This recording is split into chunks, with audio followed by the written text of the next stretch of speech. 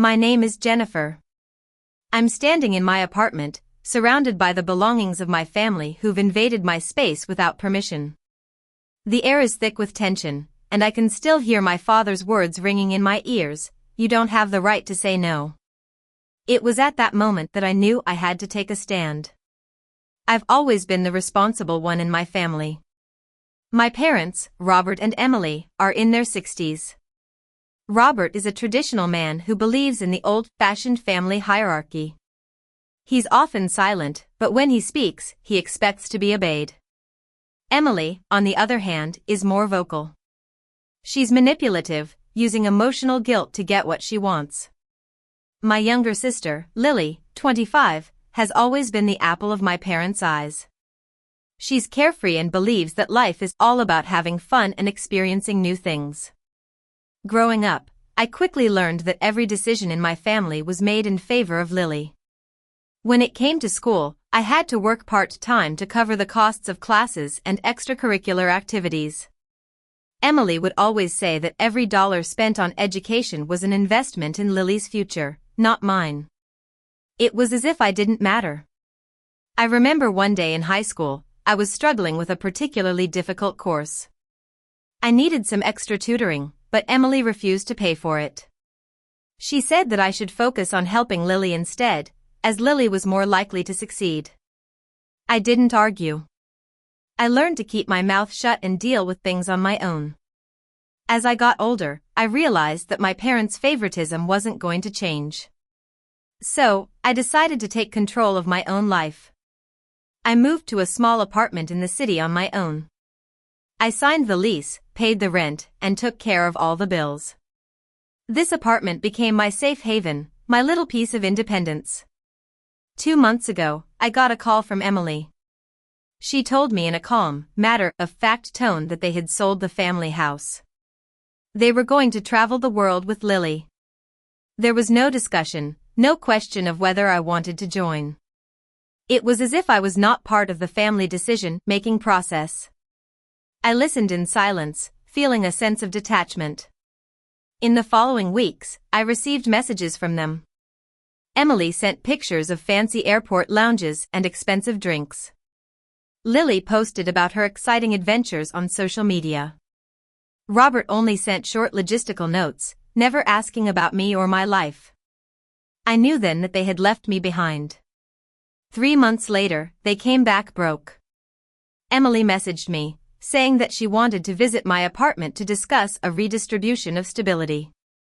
When they arrived, Emily walked in as if she owned the place. She started talking about how daughters should take care of their parents when they're in need. She completely ignored the fact that I had built this life for myself with hard work. Robert sat there silently, not saying a word to defend me or to correct Emily. Lily, acting as the so-called mediator, told me to be flexible for the sake of family harmony. But I knew that this was all a ploy to get me to let them stay. I refused. I told them that property rights are non-negotiable. Emily was shocked. She couldn't believe that I was standing up to her. She tried to guilt-trip me, saying that I was being ungrateful and that I owed them for giving me life. But I didn't budge. Then, Robert said those words, "You don't have the right to say no." It was like a switch flipped inside me. I reached for my phone, called 911, and texted my attorney, Mark. I was done being pushed around. 1 week later, when I came back from a short work trip, I found my apartment invaded. There were suitcases, clothes, and personal items everywhere. They had used a guest code to get in, bypassing my permission. I was furious, but I remained calm. I took pictures of everything, documenting the intrusion. I also spoke to my neighbor, Tom. He told me that he had seen my family enter the apartment a few times. He said that they had told him we had already discussed it, but I knew that was a lie. I decided to take legal action. I reported the unauthorized entry to the police. They came, verified my lease, and classified it as a potential trespass. I also contacted Mark, who drafted a warning letter to my family. I forwarded it to the property manager, Sarah.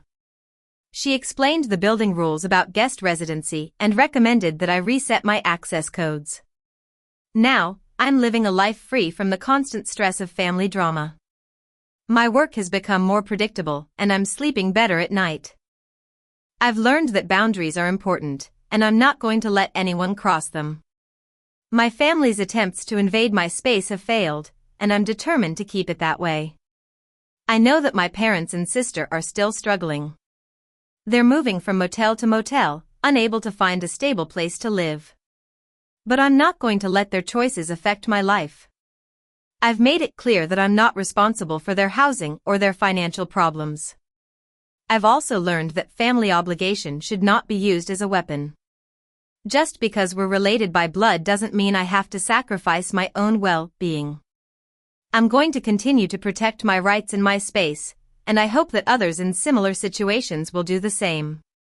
If you're facing a similar situation where someone is trying to force their way into your life, remember to stand up for yourself. Look at the law, not just the emotions. Legal clarity can help you protect yourself from exploitation. And always keep records, because they can be your strongest ally in a difficult situation. So, that's my story. It's been a long and difficult journey, but I'm finally in a place where I feel in control of my life. I hope my experience can inspire others to set and enforce their own boundaries.